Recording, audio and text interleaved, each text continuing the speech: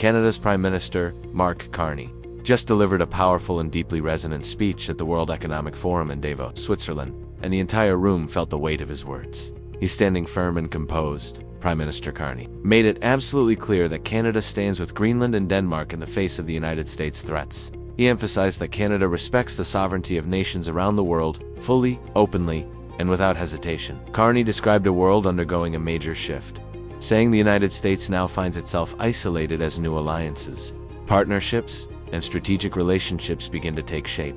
According to him, America has stepped away from the global community, leaving room for a new world order to emerge.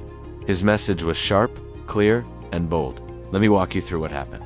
Carney began by reaffirming Canada's position on Arctic sovereignty. He stated that Canada stands strongly and firmly with Greenland and Denmark, fully supporting their unique right to determine Greenland's future.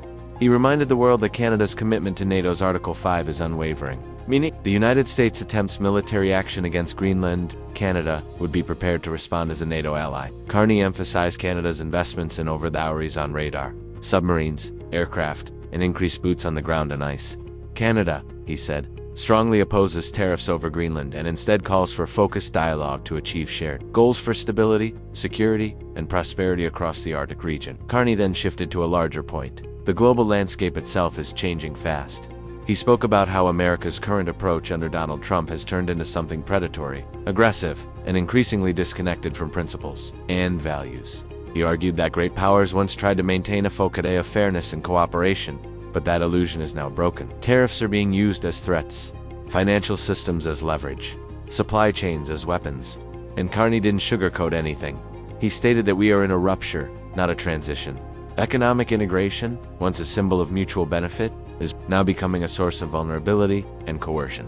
Countries all over the world are waking up to this reality and responding by seeking strategic autonomy and resources: energy, food, minerals, finance, defense, and supply chain control. But he also warned this path leads to a fragmented world, a world of fortresses, one that is poorer, weaker, and far more unstable. Carney stressed that if major powers continue abandoning values and rules in pursuit of raw dominance, the gains from transactional relationships will collapse. Nations will diversify, allies will hedge.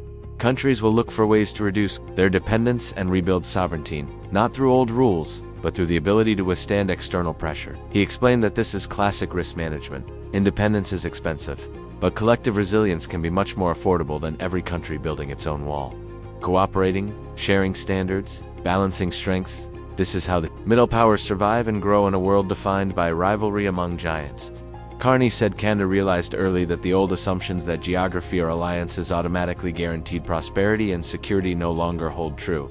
Canada is now shifting toward what Finnish President Alexander Stubb calls values-based realism. In Carney's words, Canada aims to be both principled and pragmatic.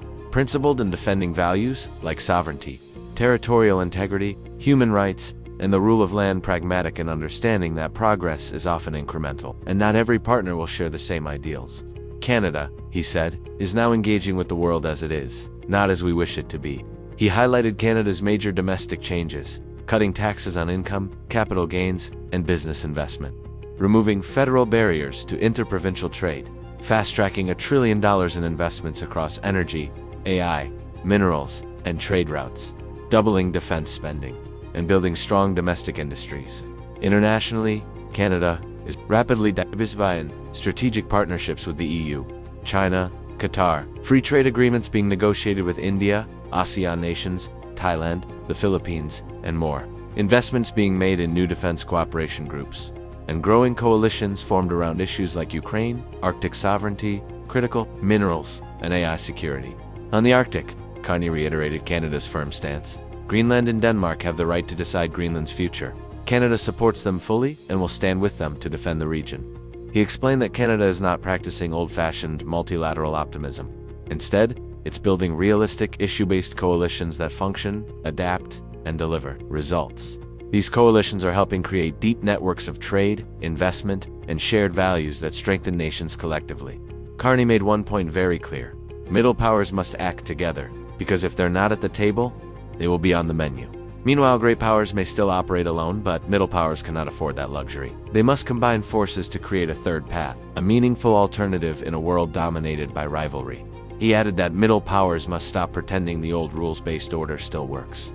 Instead, they must name reality, act consistently, and build communities that reflect real shared interests, not illusions.